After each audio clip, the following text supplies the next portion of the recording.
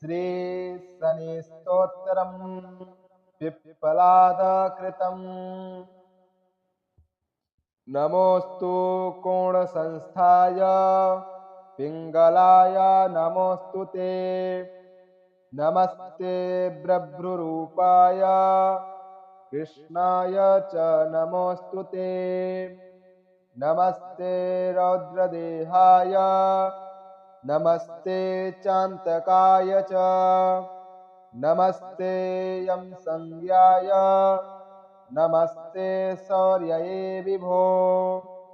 नमस्ते मन्दसंज्ञाय शनैश्चर नमोऽस्तु ते। प्रसादं कुरु देवेश दीनस्य प्रणतस्य च। इति श्रीपिप्पलादकृत श्रीशनिस्तोत्रम् सम्पूर्णम्।